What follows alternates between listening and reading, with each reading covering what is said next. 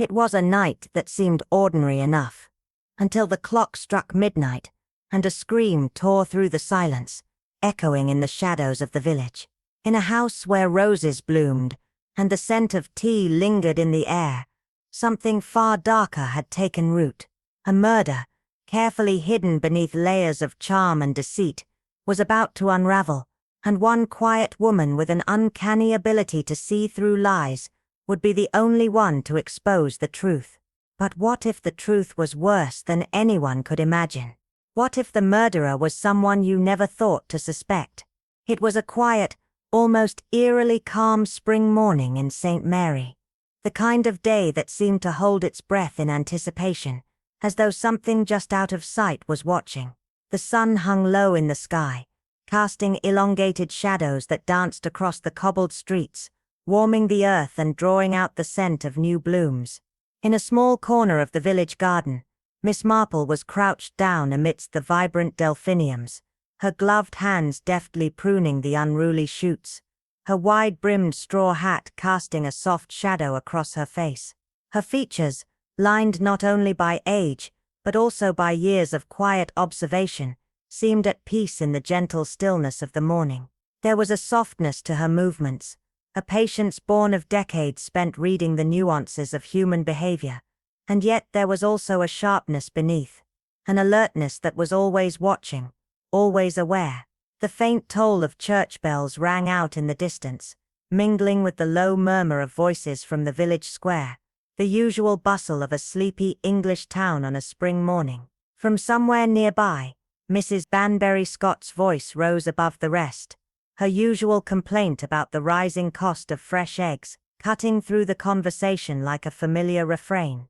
"I suppose it's the modern world," Miss Marple murmured, her voice almost lost to the breeze, as she straightened to dust off her skirt. She turned to Gladys, her ever-dutiful maid who stood at her side, holding a delicate silver tray laden with teacups. "Everything is more expensive now, and yet nothing seems any better for it." Gladys, who had long since grown accustomed to Miss Marple's philosophical musings, merely nodded, though her thoughts appeared elsewhere.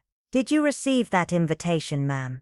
Gladys asked quietly. "From Reverend Elbridge, for the memorial stone dedication." Miss Marple paused for a moment, her fingers stilling over a stubborn stem, before she replied, her voice taking on a reflective quality. "Ah yes, Captain Hartley, the poor man retired Navy, wasn't he? I heard he passed rather suddenly, didn't he? How terribly sad." A flicker of something passed behind her eyes, not grief, but a sharp, piercing curiosity. "A cemetery is a strange place to spend a morning, Gladys, but one can learn many things among the gravestones." The cemetery itself was small and tucked away behind the flint church of St. Mildred's, the weathered gravestones standing like silent sentinels, each one a piece of forgotten history. The graveyard was neat, lovingly maintained, its gravel paths winding like veins through the land, each corner shaded by tall whispering cypress trees. It was a quiet,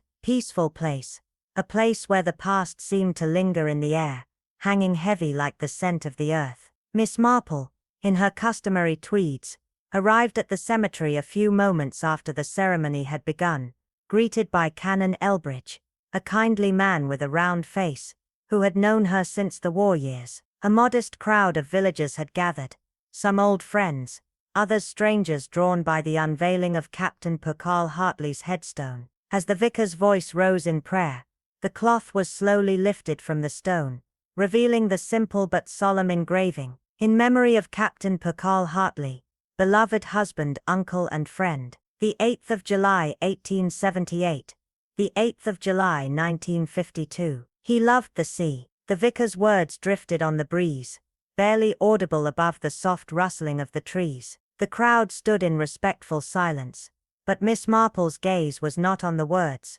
not on the name, but on the stone itself.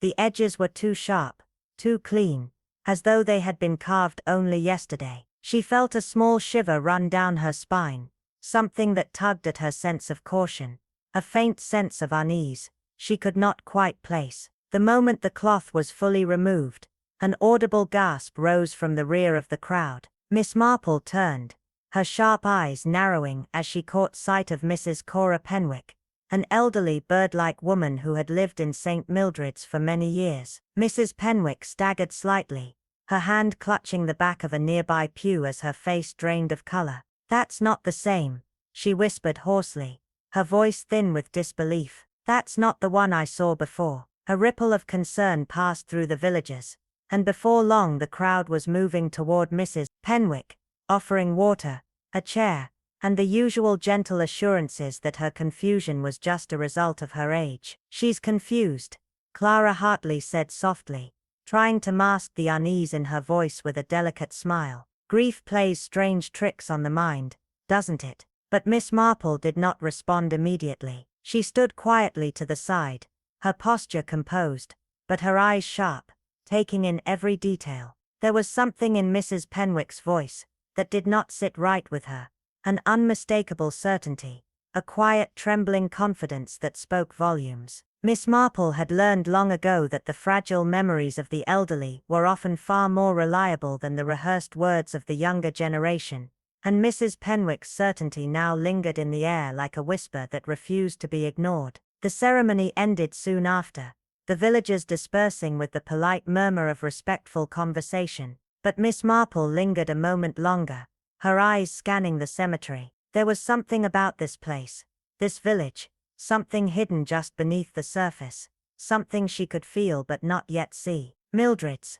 like so many English villages, was picturesque, charming, the kind of place where every house seemed straight out of a postcard, where the post office and the local pub were the heart of the village's social life. But beneath the well-kept lawns, the tidy cottages, and the polite nods of the villagers, Miss Marple sensed something darker, an undercurrent of secrets waiting to be uncovered. As she stood there, the faint sound of birds calling from the treetops, Miss Marple's mind was already working, sifting through the pieces of the puzzle, trying to make sense of it all. There was something very wrong here, and she intended to find out exactly what it was. The sun continued its slow climb in the sky, but Miss Marple's thoughts were elsewhere, already tracing the shadows of the past, following the faintest of clues that only she seemed to see. The game had begun, and Miss Marple was already several steps ahead, quietly watching, waiting for the truth to reveal itself. Beneath a twisted yew tree,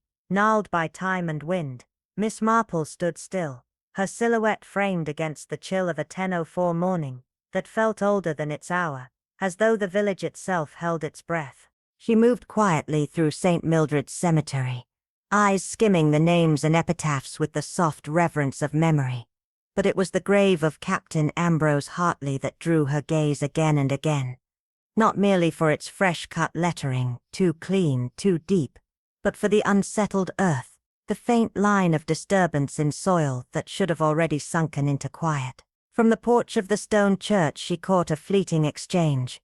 Dr. Lionel Vexley, stiffer than usual, speaking low to Clara Hartley, the widow whose composure seemed stitched too tightly, her mourning veil more a shield than sorrow. As Miss Marple walked past the shaded bench, she nodded at Mrs. Penwick, who sat blank-eyed, being gently fanned by a nurse-like young woman, yet behind her pleasant smile lay a retreat into herself, as if what she'd seen or known now lived elsewhere, out of reach. At the modest reception in the vicarage, Miss Marple found her favorite perch in the corner armchair, where words drift like smoke and people speak unguarded, believing themselves unseen. Canon Elbridge circulated with warm but weightless condolences, while Clara, in shimmering black silk, glided with practiced poise, her smile like cracked porcelain, and eyes that gleamed more with calculation than grief. Dr. Vexley answered questions with the brevity of a man eager to escape, his glances darting often to the door. Then came George Lenton, the captain's nephew, red-faced and slurring half-truths through whiskey-stained breath about broken promises and unjust inheritances, until even the flowers seemed to shrink from him. And Mrs. Penwick, now with sherry in hand, had sunk into a private fog, murmuring names and unfinished sentences to no one at all. Every gesture, every silence Miss Marple noted with the precision of a needle threading its mark, She had long ago learned that lies rarely announce themselves in speech.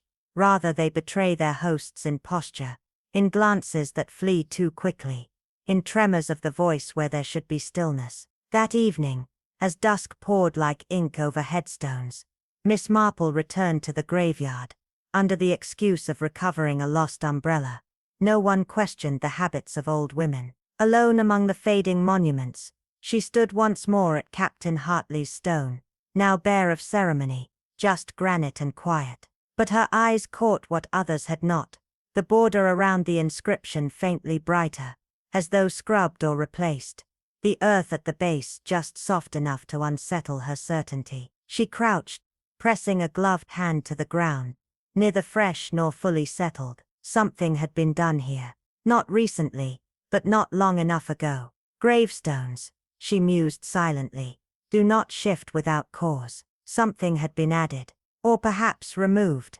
The walk back to the village was slow, thoughtful, her mind weaving threads, tightening them. And just as she considered cutting her visit short, fate intervened in the form of Mrs. Jane Weatherby, an old church acquaintance, now brimming with delight at finding dear Jane Marple in St. Mildred's. With gentle insistence and talk of cold vicarage rooms and upcoming garden society teas, she offered hospitality that could not be refused. Miss Marple smiled, hands folding neatly in her lap. "I would be delighted," she said with a softness that belied the sharpening storm behind her eyes. Something had been buried with Captain Hartley, something far more damning than bones, and she now had every reason, and every means to uncover it. Elder Hollow was the kind of village that never quite settled on maps or in memory, a place that always seemed to be hiding something just out of sight. And when Edith Winlow arrived, she carried with her nothing more than a vague invitation, and a name that stirred something in her, like a half-forgotten story, whispered in the wind. She found herself standing before the grave of Major Elliot Blackbourne, and though the stone looked newly carved, the earth beneath it felt unsettled, as if secrets lay buried not just in soil, but in haste. The locals spoke in careful tones, their words laced with hesitation. Some remarked on the widow's composure, others laughed nervously when Dr. Vance claimed it was all natural causes, a simple heart failure. But if it had been so simple, why the hushed voices and shifty glances?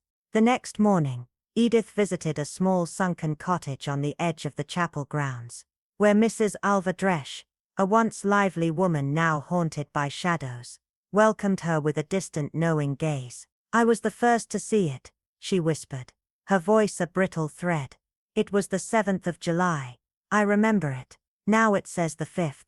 And the ivy it used to crawl halfway up the stone. Now it's gone, too clean." Edith smiled gently, but within her, the machinery of intuition had begun to turn. That evening, when Marianne Blackbourne, Major's widow, invited her for tea, Edith noticed the silence before she even crossed the threshold. Everything inside the home was meticulously placed. Every vase, every drape, every photograph, arranged with theatrical precision.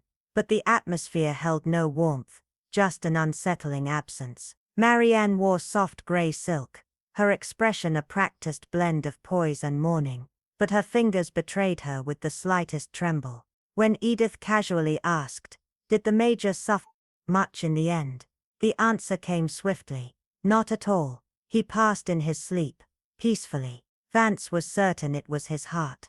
Yet the brief flicker in her eyes, the clink of the cup against its saucer, and the way her gaze flitted past a framed photo slightly turned away, all spoke louder than her words. Edith noticed a decanter on the shelf, its scent oddly sweet and almond-like, faint but unmistakable.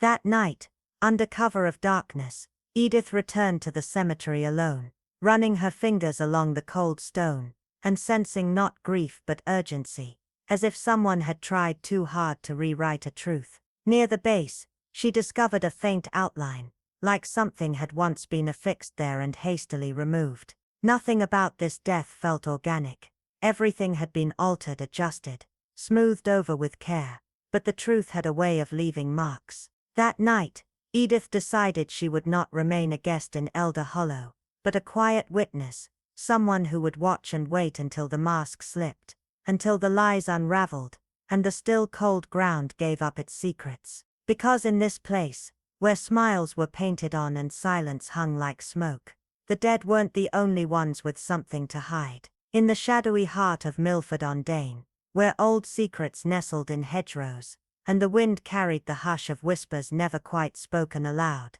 Eleanor Hawthorne strolled across the village green, her eyes calm but alert, like someone used to being watched, and someone who didn't much care for it. She noticed Charles Denham standing rigidly near the war memorial, his shoulders hunched as though bracing for some unseen gaze. And when he turned, his smile was tight, uneasy. "You're that friend of the Morleys, aren't you?" he asked, voice brittle under the weight of forced casualness. "Indeed," she said with a warmth that didn't quite mask the curiosity in her tone. "Eleanor Hawthorne. And you must be Mr. Denham. I was very sorry to hear about your uncle. Such a sudden loss, and to a village like this, a blow nonetheless." He grunted, tone clipped. He was never one for the village really. Kept to himself, ran that house like a battleship. Everything by the clock, no room for sentiment. "Can't say he'll be missed much." Eleanor's brow furrowed delicately. Still, his passing must have come as a shock. Charles looked away, lips twitching as if struggling to hold back something less palatable. That's one way to put it. Dropped dead in his study. No sign, no symptoms. "I wasn't even told until the following day. Strange, really." She nodded slowly, voice soft. "You must have attended the funeral, of course." He hesitated, just enough for it to matter. "Yes, of course. July 10th. Or maybe the 11th. It's a blur, you understand." His cheeks flushed. Dates get lost when your world's turned upside down. But Eleanor wasn't convinced. His uncertainty didn't smell of sorrow. It smelled of lies. Later she made her way to the surgery of Dr. Felix Armand, where time stood still, and instruments gleamed with obsessive polish. He looked up, eyebrows raised in calculated civility. "Miss Hawthorne, I believe. This is unexpected." She smiled as she sat. "I'm staying with Mrs. Whitby. One hears the most peculiar stories over lemon curd and sponge cake. About Captain Mortimer's death, for instance. So sudden, wasn't it?" The doctor stiffened ever so slightly, hands pausing in their polishing. "Heart failure. Sudden, yes. But not uncommon for men of his age bracket. But he'd been in good health, hadn't he?" she asked innocently. "You'd seen him recently, I presume?" "For routine matters only," he snapped too quickly. "He didn't complain of anything significant." Eleanor leaned back. "He must have trusted you. Not many would continue seeing a doctor who once sued them." His jaw clenched. "That was settled long ago." "Of course," she said mildly. "Though I wonder if grievances ever truly settle, or if they just fester under silence." He offered no reply, but the tension in his posture was answer enough. Later that day, Eleanor called on Reverend Hale, a man known for his serenity and discretion, who had shepherded the village through decades of moral storms with quiet grace. He poured her tea with steady hands and said, almost amused, "You've always had a nose for what stirs beneath the surface, Miss Hawthorne. But this time, you seem more than merely curious." She smiled politely. "There's a peculiar sort of unrest in the village. At the dedication, Mrs. Fenwick swore the date on the stone had changed. She's certain it used to say July 6th, now it reads the 4th. Hale was silent for a long moment, the ticking of the clock loud between them. "Captain Mortimer came to see me 3 days before his death. He looked haunted, not ill, not delirious, just burdened. He told me he had discovered something, a truth long buried. He said it would unravel everything if revealed." Eleanor's breath caught faintly. "And was he afraid?" Hale's eyes met hers with heavy weariness. "Yes, but not for himself. He feared what would be unleashed if that truth surfaced. Something that would not stop at him. Something already moving." That evening, as the last streaks of lavender dusk faded over the crooked chimney stacks of Greystone Hollow, Miss Alira Moore sat by the window of her modest guest room at the Weathercroft cottage, her notebook open, pencil poised, the scent of withering rose petals from the garden below mingling with the hush of secrets thick in the air. She had already jotted observations in her looping, tidy script. Tombstone altered. Confirmed. Madeline unnerved but controlled. Harold forgetful on key dates. Dr. Keswick. Precise. Too precise. Renly agitated. Avoids eye contact. Elbridge mentioned truth sealed away. She tapped the pencil to her lips. Eyes narrowing. Not yet a pattern. But the fabric was tugging. Someone was trying to stitch over what had come undone. Earlier that day, Miss Thelma Brightly, known for her punctuality, and a nose for things amiss, had stopped Miss Moore near the bakery with a conspiratorial whisper. Light in the chapel vestry, near midnight, she'd murmured. I thought it was Canon Renly, but no, it was someone broader, pacing like a wolf. 10 minutes later, Harold Cray stepped out, jacket misbuttoned, looking like he'd seen a ghost. Miss Moore made no comment then, but the knot behind her thoughts tightened. When she casually confirmed the tale with Canon Renly later that day, his hands trembled faintly as he poured tea. Yes, the vestry was found disturbed. Records displaced. Burial logs open. Someone was looking for something. But I told no one. No need to rattle nerves. Captain Ashby's page? She inquired gently. The canon looked up sharply, then gave a slow, reluctant nod. Curious, she replied, her voice a whisper barely touching the air. Later gossip rode the air like smoke. Miss Alira heard it drift from the florist's corner, carried by Mrs. Pendle's hushed tones. Harold's been seen by the Lakegate. Late, often, just standing there, staring like he's waiting for it to move. And from the stationer's queue old Mr. Linley added. Not the first time either. Once at midnight, mumbling to himself. Gives me the shivers. Miss Moore, silently thumbing through a copy of Historical Obituaries of Norfolk, said nothing, but her mind replayed Harold's fumbled recollection of Ashby's funeral. His hazy dates, his uneasy gaze. That afternoon, she took flowers, ostensibly for a long-deceased cousin, and walked slowly past Captain Ashby's grave.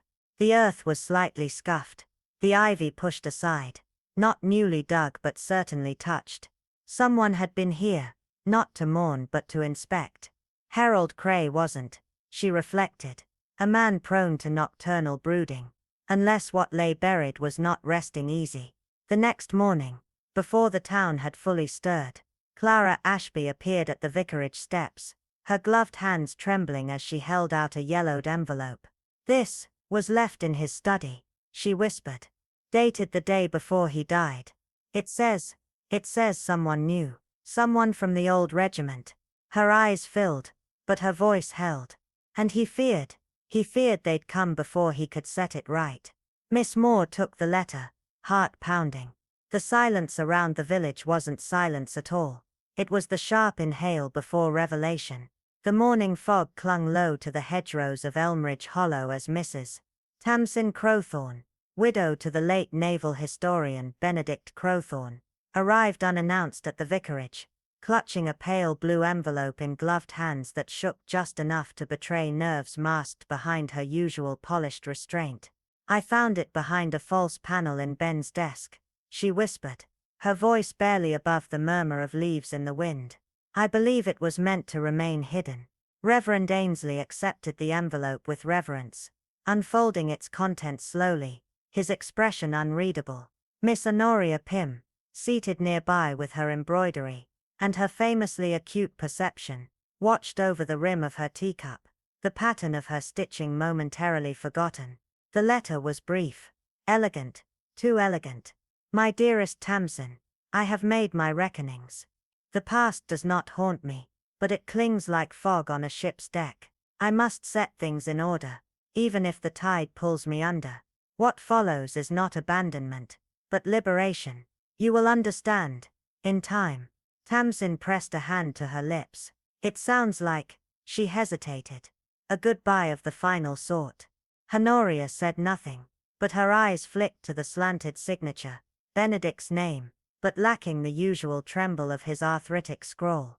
The penmanship was too consistent, too calculated, and the prose too lyrical for a man who'd once corrected her over the spelling of conscience. That afternoon, while ostensibly searching for fabric remnants at the charity stall, Honoria quietly borrowed the letter under the pretense of admiration, and studied it beneath the lamplight of her sitting room. Every stroke of ink sang a false note, the flourish in the beard, the poet's rhythm in the lines. This was not written by a man expecting death. It was written by someone composing a scene. The question was for whom?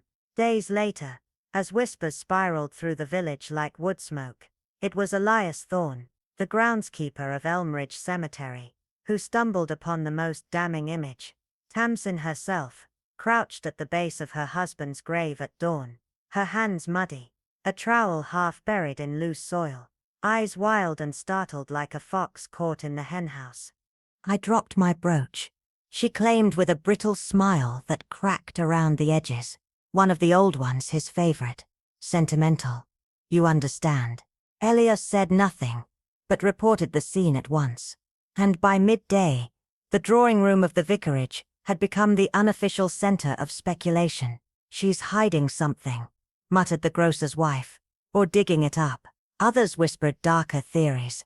A second will, a confession, or a sealed packet Benedict had once warned about in jest. When gently questioned, Tamsin insisted she had merely sought closure. But Honoria noted the inconsistencies, the exact hour of her visit shifting in retelling, the brooch never produced, and most telling of all, the frayed nerves hidden under manicured calm. It wasn't guilt that flickered behind her eyes. It was fear, not of being caught, but of something already set in motion, something now unspooling beyond her control. The letter, the grave, the dawn visit, they were not isolated incidents. They were threads in a larger tapestry, and Honoria Pym, with quiet precision, was beginning to see the design take shape, a design stitched not with grief, but with desperation, deceit, and a silence deeper than any grave. The wind clawed through the leafless branches as Miss Alara Wynne, a sharp-eyed, silver-haired former literature professor, with a mind honed by decades of deciphering human contradictions, stood at the edge of the overgrown Langford burial plot. The note clenched between her gloved fingers like a whisper from the dead. He never drowned. He was buried twice. No signature.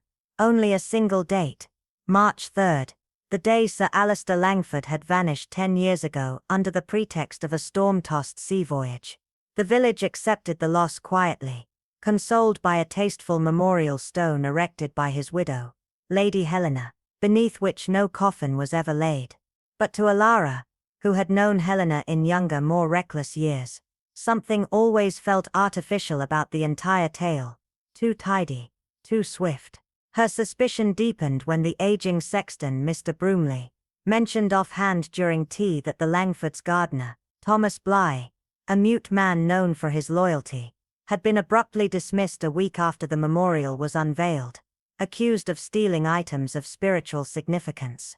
Odd phrasing, Elara thought, especially for a man who hadn't uttered a lie in his life.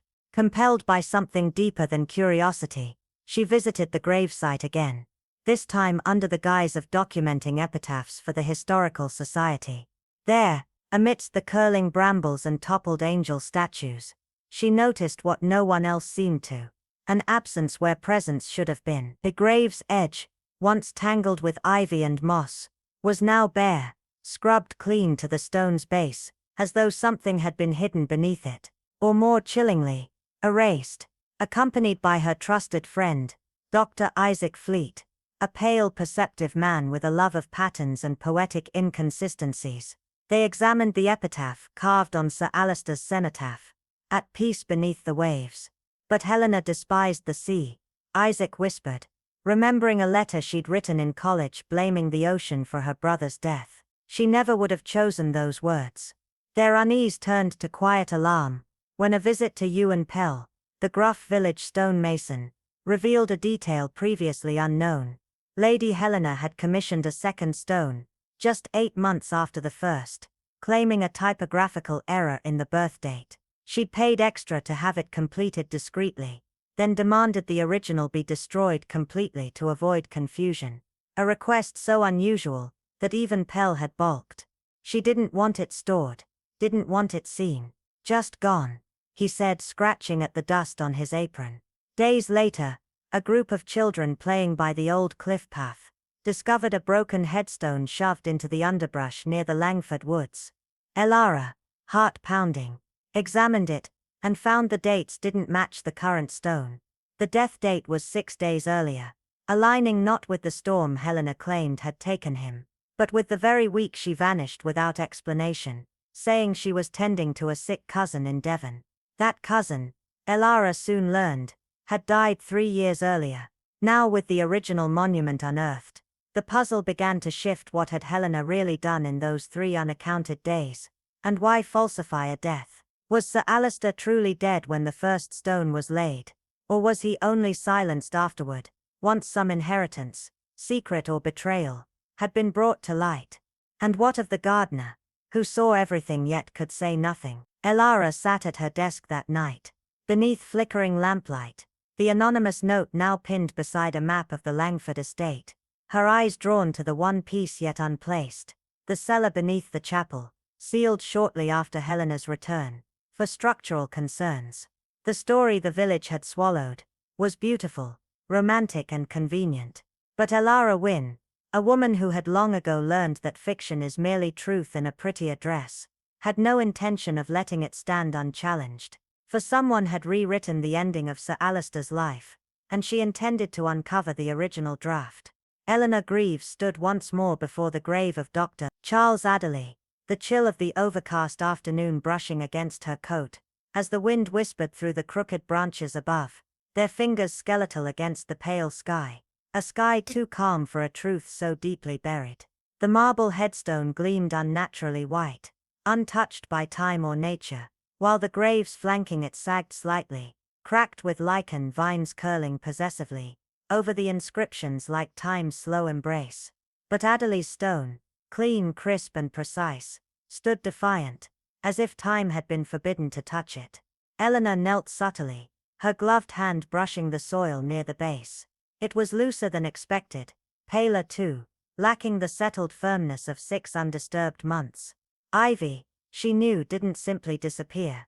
It gripped, marked, scarred, and yet here, there were no remnants, no faded root trails, no discoloration from pulled vines. Something had been removed, or replaced. Her mind drifted back to a quiet comment over supper at Lady Elmsworth's. How the funeral had been on September 18th, not the 15th as the stone now claimed. Others had agreed, casually, unwittingly. The torrential rain that delayed the market that day, the baker's boy who fell on slick cobblestones, the church bell that tolled too long and too loud. 3 days, Eleanor thought. Just 3, but enough, because 3 days earlier would trigger the full payout of a rather lucrative life insurance policy, one she'd confirmed discreetly during a chance meeting with Mr. Harrow, a semi-retired solicitor, who had, after a few cream buns and a touch of nostalgia, revealed that Dr. Adderley's policy included a rare clause: full double indemnity only if death occurred on or before the 15th of September. The clause was unusual, an old underwriting trick, but not unheard of. What was unheard of was a second funeral, or rather, a second digging. The old sexton, now half-blind and even more half-drunk, had muttered to her that he'd been asked to freshen the ground a week later, after dark. Was told not to ask, he said, looking away. But graves, they don't need doing twice, unless someone's hiding something, or someone. That single sentence echoed in Eleanor's mind now like a bell underwater. The final confirmation had come in the most peculiar way, through a postcard. A tourist from Illinois, snapping photographs of charming English graves, had captured Dr. Adderley's plot in the background of a photo dated September 18th, its timestamp clear. The headstone in the image was rounder, smaller, and most damning of all, bore the date the 18th of September. She stared at it for hours. It wasn't a memory failing or a village confusion. It was tampering, quiet, deliberate, professional. Someone had replaced the stone, likely even the coffin, within days. But why? Love, grief, or desperation? Then she remembered what the postmaster's daughter had said, that Mrs. Adderley had taken an unexpected trip to Weymouth, alone, shortly after the burial, returning pale and tight-lipped, clutching a sealed parcel. No one had seen the contents. The undertaker, too, had left without warning, selling his shop overnight and vanishing to Kent with no forwarding address. People in quaint English villages didn't vanish. They lingered, retired, held garden parties. They didn't flee. Eleanor knew with the certainty that only those attuned to quiet wrongness possessed. The truth hadn't been buried. It had been edited, rewritten like a careless ledger entry. And beneath this false stone, beneath the fraud of marble and date, lay a body that spoke not of death, but of deception. As she turned to leave, boots crunching over frost-hardened grass, she felt it in her bones. Someone had murdered the truth. And Eleanor Greaves, with her quiet voice and sharper mind, had just begun to exhume it.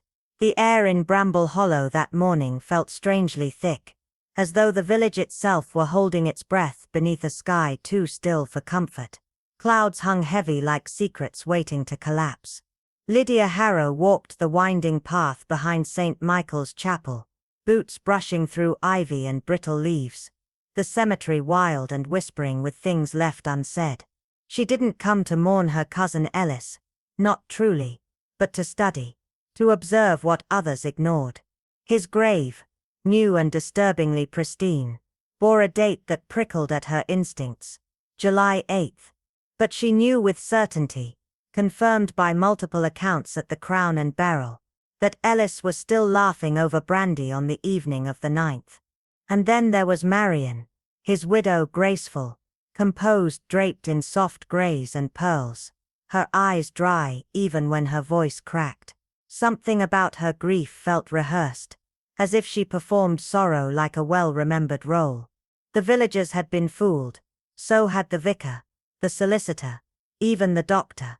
But not Lydia. Not when too many things felt conveniently timed. Just 3 days earlier, little Lucy Bray, daughter of the gardener, had found the courage to speak, approaching Lydia behind the flower shop, cheeks flushed and voice low. "I heard her, Miss Harrow. I didn't mean to. I was near the greenhouse, picking herbs, and Mrs. Harrow, she didn't know I was there. She was laughing, not softly, loudly. And then she said, 'It's done now.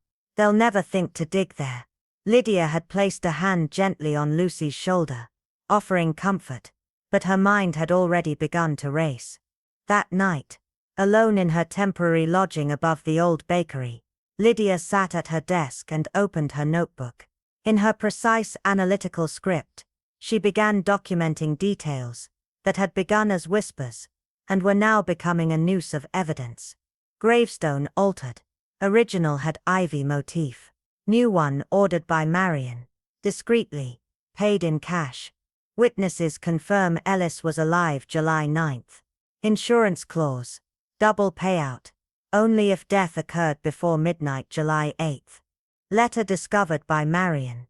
The following morning. Tone overly sentimental, writing style inconsistent with Ellis's known penmanship post-injury. Dr. Reeves signed the certificate too quickly. And now a witness hears her say, "Dig there." But where? Lydia reviewed the Harrow property maps. The rose garden had been dug up just last month, supposedly to lay new irrigation. Marian had insisted the gardener take a week off after the funeral, claiming she needed space. And the captain's study, locked, sealed. Marian claimed it was too painful to enter. But Lydia, with help from a sympathetic maid, had found receipts. The carpet replaced. A small bloodstain treated professionally.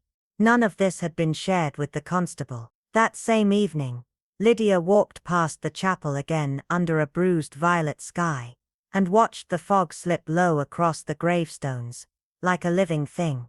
In her notebook now, a new line. "He may not be in the grave." She flipped back to Ellis's last known journal entry, hidden within a hollowed copy of the Odyssey, where he had written just one unsettling line the night before he died.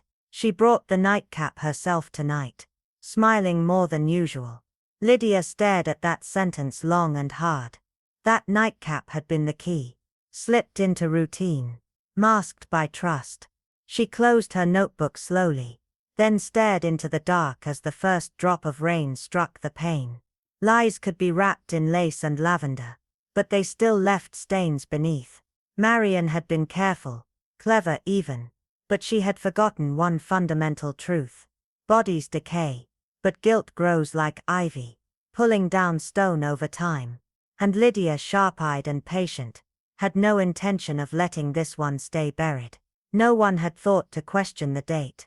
Not when grief wore a polite face and sorrow dressed itself in Sunday black. But grief, Eleanor knew, is rarely so punctual.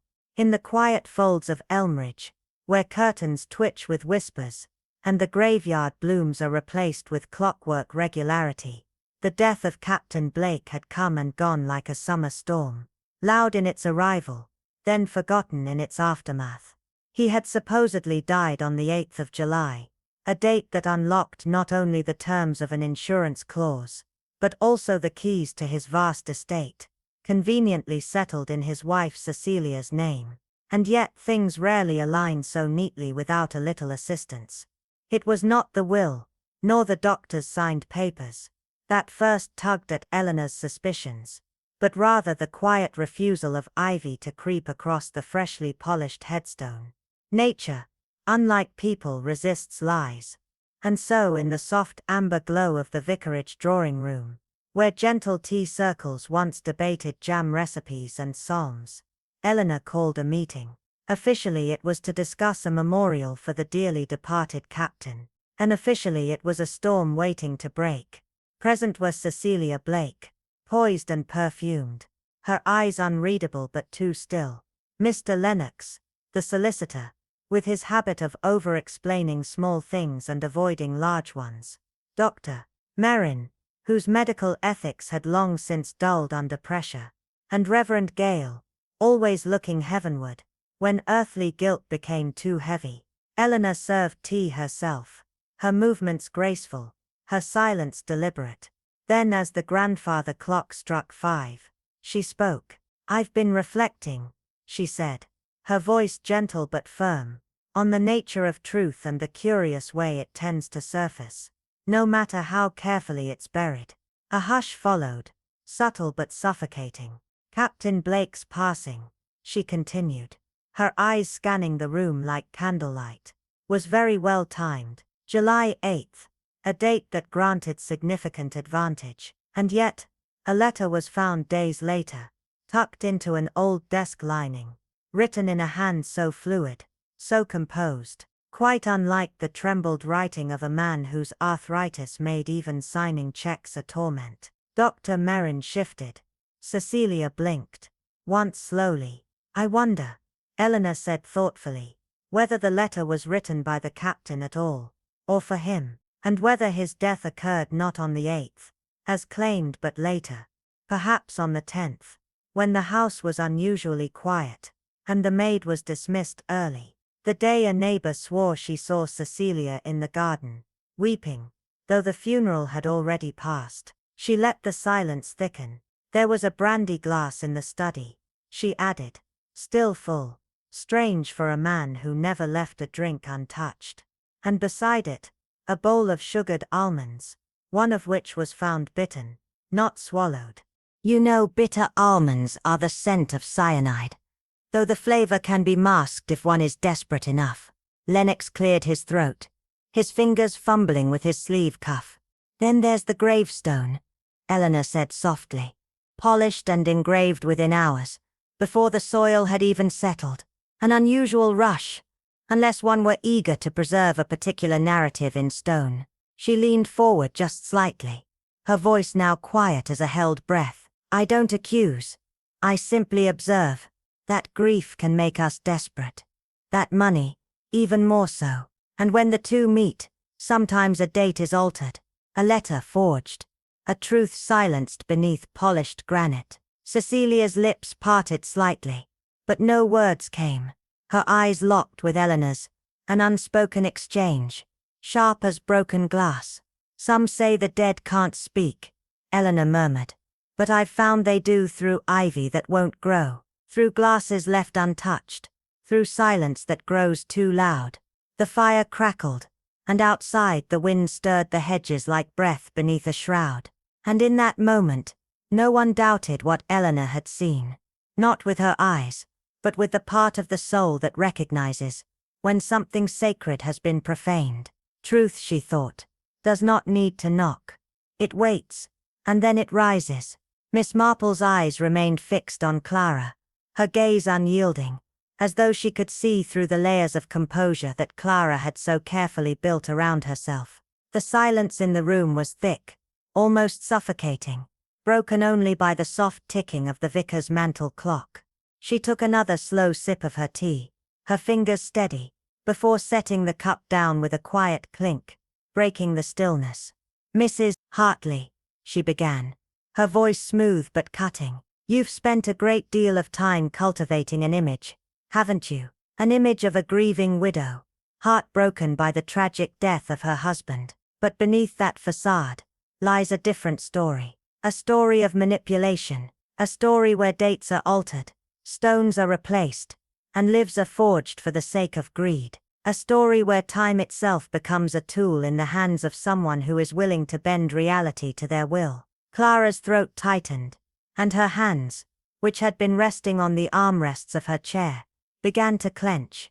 A slight tremor ran through her fingers, betraying her composure. Miss Marple noticed immediately, her keen eyes missing nothing. "I understand," Miss Marple continued, her voice still soft but laced with an undeniable force, "that Captain Hartley was troubled in his final days. He confided in Canon Elbridge, did he not? 3 days before his death, the captain came to you, Canon, worried that someone close might act before he had the chance to reveal what he had uncovered. He feared the consequences of what he had discovered, and he feared that his death would come before he could expose the truth."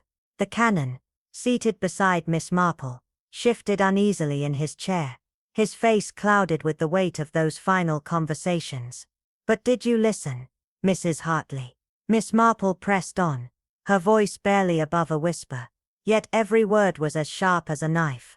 "Did you listen to your husband's concerns, or did you see his death as an opportunity? An opportunity to erase the past and secure your future?" Clara's breath caught in her chest, her pulse quickening as Miss Marple's words began to sink in. She glanced nervously at the others in the room, as if seeking some kind of escape. But there was no relief to be found. The truth was coming to light, and it was inevitable. "You knew, didn't you, Mrs. Hartley?" Miss Marple continued, leaning forward ever so slightly, her eyes fixed on Clara's. "You knew about the peculiar clause in your husband's insurance policy, the clause that stated, should death occur before midnight on July 8th, the payout would be doubled. You knew that your husband's death on the 10th was inconvenient, wasn't it? And so you waited. You delayed reporting it. You altered the date of his passing. You created the illusion of an earlier death to ensure that you would receive the maximum payout. All for the sake of money, a sum so large that it could erase all your troubles, buy you the future you wanted. And so you did what you had to do." Clara's expression hardened for a brief moment, the mask of sorrow slipping, revealing the cold calculation beneath. She opened her mouth as if to speak, but no words came out. Miss Marple didn't need to hear her speak. Her silence was answer enough. "Ah yes," Miss Marple said, her voice becoming more assured, more resolute. "The letter, the supposed farewell note your husband wrote, that was a clever fabrication, wasn't it? A way to add weight to the illusion you were creating. But it wasn't the letter that made the lie believable. It was the small things, the details that so often go unnoticed. The gravestone, for instance, replaced only months after your husband's death, paid for in full of course, with very specific instructions to destroy the original stone, and never store it. Why?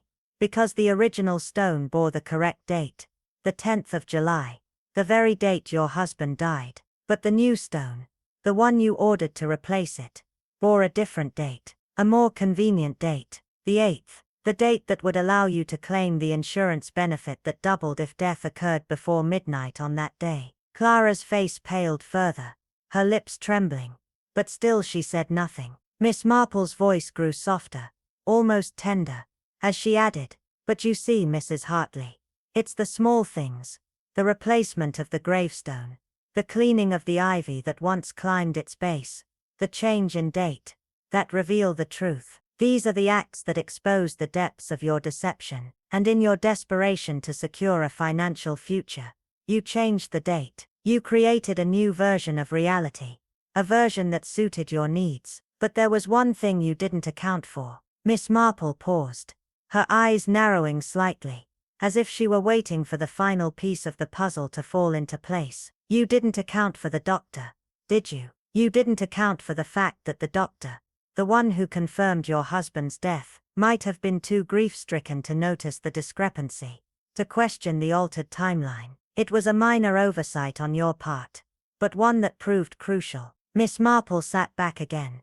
folding her hands in her lap, her gaze never leaving Clara's pale face. "And so, Mrs. Hartley," she finished softly, "the truth has a way of revealing itself. The date was changed, the gravestone was replaced, and the insurance policy was altered. But no amount of deception can truly bury the truth. And the truth, as it turns out, has a voice, and it's far louder than you ever anticipated." The room was silent once more, the air thick with the weight of what had just been revealed. Clara sat frozen, her hands clutching the arms of her chair, her knuckles white. The truth was undeniable, and Miss Marple had exposed it for all to see. Clara's eyes flickered with a sharp, fleeting emotion. Was it anger or fear? The room held its breath as Miss Marple, calm and composed, allowed the silence to stretch out, her gaze unwavering on Clara. "I had wondered," she began, her voice steady, but laced with something unspoken, "if the tale you've told us truly held the whole truth. But no, Mrs. Hartley, it wasn't just deception that lingered in the shadows after death. There was far more than that." Miss Marple allowed the weight of her words to hang in the air, turning to face the gathered onlookers with a cool, calculating gaze. "You see, Captain Hartley had begun to sense something was terribly wrong. Something even darker than financial mismanagement." The words felt like a subtle needle piercing through the quiet. Canon Elbridge, who was privy to some of these suspicions, can confirm that the captain feared someone would act before he could expose it. Miss Marple's eyes briefly shifted to the canon, who gave a solemn nod, confirming the heavy truth.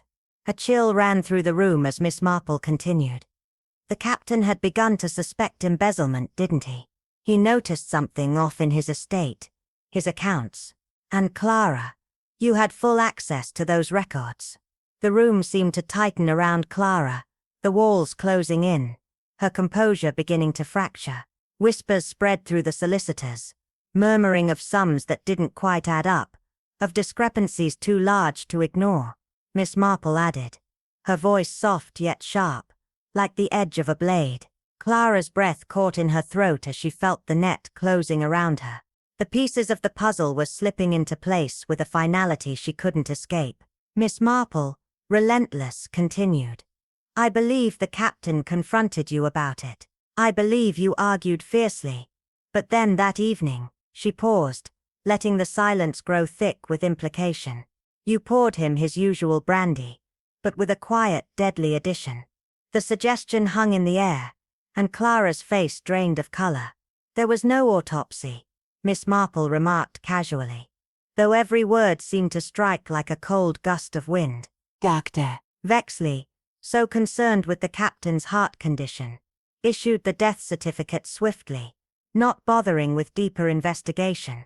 But you," she said, voice low with finality, "were patient. You waited, watched the clock, watched the calendar. You waited for the 8th of July to pass, and only then did you announce the captain's death to the world." Clara stood frozen, her pulse racing as her secrets bled out in the open. But she could not bring herself to deny the truth that now hung heavily in the air. Miss Marple, her demeanor as composed as ever, rose slowly from her chair, each movement deliberate, as though she were preparing to deliver the final blow. "You can't prove it," Clara whispered, her voice barely audible, but the words were frail, as if they were made of paper. Miss Marple met her gaze, unflinching. "No, Mrs. Hartley," she replied calmly. "I cannot prove it, but the truth has a way of leaving behind evidence, footprints in the shadows, even when the material facts are gone, and you, my dear, have left far too many of them." The room was heavy with the weight of those words. "In cases such as these," Miss Marple continued, her voice filled with a quiet authority, "justice often begins with the one thing a person cannot escape, conscience. And that, Mrs. Hartley, is where your downfall truly lies." The room fell into an oppressive silence. The truth had risen from the depths of deception, piercing through the layers of carefully constructed lies. And now there was no denying it. Clara's facade had crumbled. The arrest was swift, executed with precision. The following morning, an unmarked car rolled into the driveway. A plainclothes officer, stepping out to quietly escort Clara from her home. There was no spectacle, no shouts, no handcuffs visible to the onlookers, just the sound of footsteps, and the quiet hum of a life unraveling. Clara, pale but still poised, was led away, the poise she had carried throughout her life now tinged with something hollow, something empty. The charge was clear and damning: murder by poisoning, with fraudulent intent to secure an unlawful financial gain. What the police had lacked in material evidence, Clara herself had unwittingly provided during questioning. She didn't break down, not in the way one might expect. Her confession came not from remorse, but from a weary resignation, a quiet acceptance that Miss Marple's intricate deductions had boxed her in from every side. "He was going to expose me," Clara confessed in a voice so devoid of emotion it was almost chilling. "He found the discrepancies in the accounts, and I knew it would have caused a scandal. I would have been ruined. I thought if I could just buy myself some time, I could fix it. But then I saw that clause in the insurance policy, and I told myself it was just a matter of numbers. It wasn't anything more than that." She paused as if measuring the weight of her next words, before continuing in a chilling whisper, "It was easy, easier than I thought. Just a few drops in his brandy. He never woke up."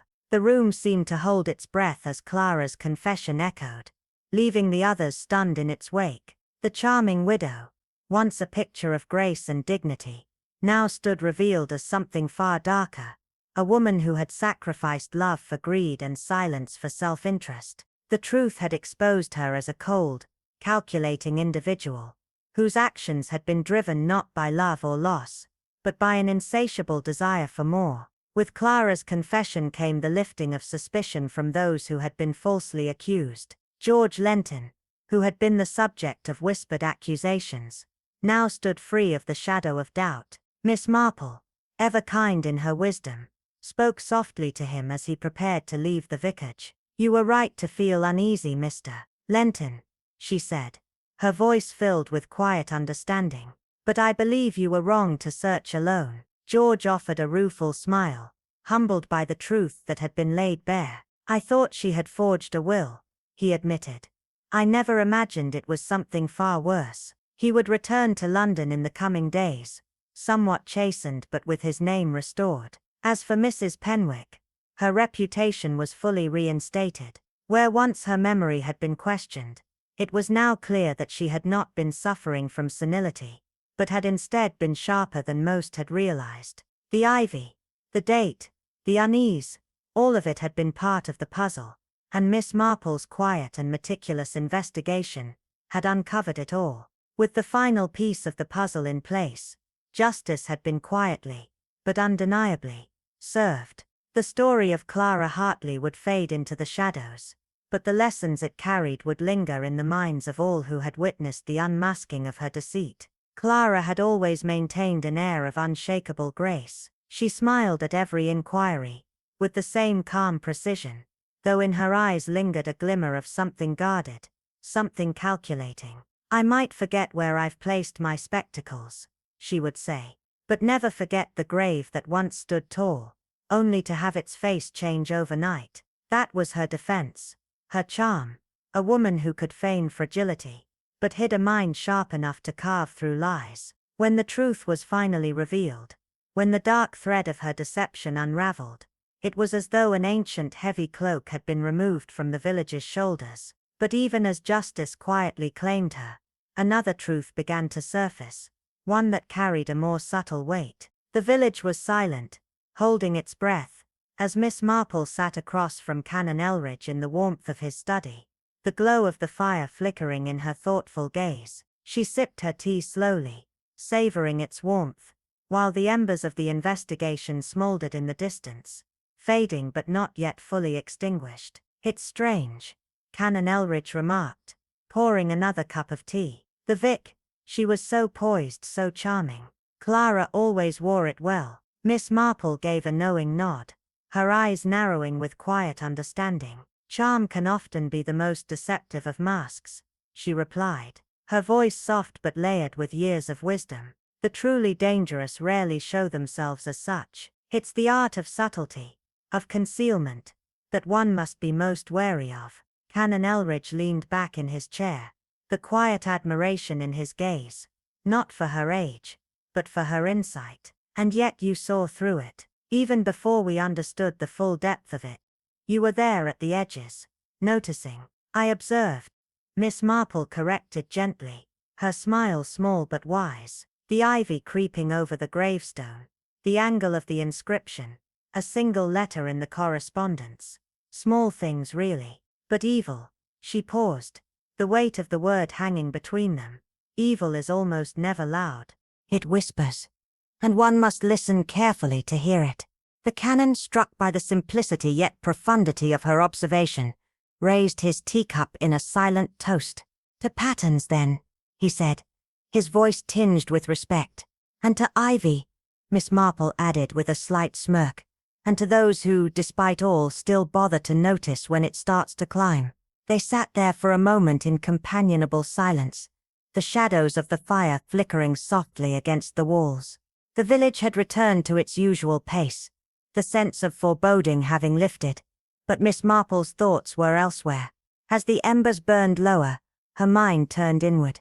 With time she knew that patterns would always emerge, the quiet, persistent traces of human nature that despite their best efforts could never fully disguise themselves. And Clara, despite her best efforts to veil her darker nature with charm and grace, had failed to hide the truth that had seeped through the cracks like ivy overtaking stone. A day passed, and Miss Marple returned to St. Mary Mead, the weight of the case settling lightly on her shoulders, a small basket of Mrs. Weatherby's garden clippings in her hand. The roses had bloomed in her absence, lush, vibrant, but the weeds had also crept in, though not with such vengeance that it could not be managed. Gladys greeted her at the gate, her cheerful face lighting up as she saw Miss Marple approaching. She offered a warm welcome, pleased to see her back, and set the knitting basket down beside her chair, continuing with her work as life moved along, undeterred by the dark shadows of the past days. And while the world around them might return to its simple rhythm, Miss Marple's thoughts turned to the nature of evil. She had long suspected that murder itself was not the most dreadful part of the equation. No, it was the motives that bred it, the pride, the greed, the desperation, the very seeds from which the most despicable acts grew. These were the truths that lurked in the corners of human hearts, hidden in plain sight, overlooked by most. She sighed deeply, knowing that justice, though often quiet and delayed, always found its way to the light. As she stitched the next row of her knitting, she couldn't help but reflect, not just on murder, she thought, but on the forces behind it, how the most horrific things often come from what is most ordinary. The truth, she realized, was much like the ivy. It might be small at first, barely noticeable, but once it found its footing, it would push through, wrapping itself around the stones until there was no escape. Clara's life, like a well-crafted story of deceit, had crumbled under its weight. And as Miss Marple looked out toward the garden, she knew that for now, the dead could rest, but the memory of truth would always linger in the quietest of corners, waiting for the next moment it would emerge. In the heart of the serene English countryside, where the roses bloom with a faint fragrance, and the villagers go about their days in a rhythmic, almost idyllic manner, it's easy to imagine that such a place is immune to the darker forces of the world. It feels too peaceful, too civil, too untouched by the chaos that lurks in larger cities. The sound of teacups clinking against porcelain, and the quiet murmur of daily life, give the illusion that evil could never find its way into such a corner of the world. But Miss Marple, the ever-watchful observer, knows better. Her sharp mind has seen through the facade of quiet towns before. Evil, she would tell you, rarely arrives with blaring horns or a dramatic entrance. It doesn't thunder or rage, it whispers, and sometimes, it sneaks in through the softest footsteps, wrapped in politeness, concealed beneath the most polished smiles. Clara Hartley was not a woman driven by unchecked passion or mad obsession. No, hers was a quieter, more insidious form of desperation, a cold, calculated ambition veiled behind the finest manners. She never needed to shout her desires, or wield any sort of obvious weapon. She used the tools of deception, a carefully backdated gravestone, a forged letter, and a motive as old as human nature itself, financial ruin, personal pride, and the relentless drive to maintain an image, no matter the cost. The quiet village around her never suspected the depths of her schemes.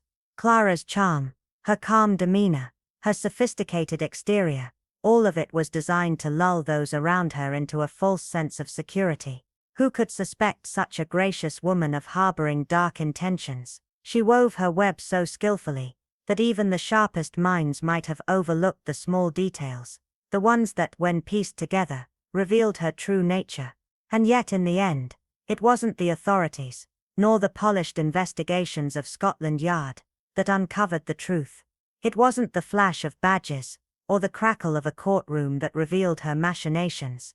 No, the truth was uncovered in a much quieter manner, by someone who understood that evil does not always wear a mask of chaos. It was Miss Marple who saw through the facade. She noticed the ivy growing in the cracks of the gravestone, an almost imperceptible detail that told the story of time and neglect. She caught the faintest traces of deception in the forged letter, in the backdated dates that didn't quite add up, in the small but crucial inconsistencies that Clara had hoped no one would notice. Miss Marple's keen eye for detail, honed by years of quietly observing human nature, led her to the one truth that had eluded so many. And when she shared that truth, the village that had been lulled into a false sense of security, was forced to face the reality of what had been hidden in plain sight. Lies, like ivy, don't remain buried forever. They creep and they grow, pushing through the smallest cracks, refusing to stay hidden. No matter how neatly you carve over them, they will always find a way to resurface. It's in their nature. And the truth, as Miss Marple had learned time and again, is no different. It doesn't need to scream or demand attention. It simply needs to be uncovered, no matter how quietly. As she sat back in her favorite chair, reflecting on the case, Miss Marple could only smile quietly to herself. She knew that, in the end, justice, like ivy, would always find its way through the cracks. And for Clara Hartley, the truth had finally found its way through. But what if you, the reader, had been the one to stumble upon that letter first? Would you have believed it as easily as Miss Marple? Would something about it have struck you as a bit too perfect, too neat to be true? It's easy to be swept up in the surface details, to take things at face value. But what if the truth was hiding just beneath that polished surface, waiting for someone to notice? Did you suspect Clara all along, or was there another figure in the village, who seemed more likely to be the source of the darkness? Would you have seen through the charm and the graceful smile, or would you have been just another of Clara's many victims? The mystery remains, and now it's your turn to reflect. Would you have cracked the case before Miss Marple did? Would you have seen the signs? Let us know in the comments below. If you found yourself intrigued by the hidden details of this quiet village, then perhaps you'll want to share this story with others who enjoy the thrill of uncovering mysteries where the truth hides in plain sight. Share this with your friends, and together you can ponder the mystery of Clara Hartley and the delicate art of deception.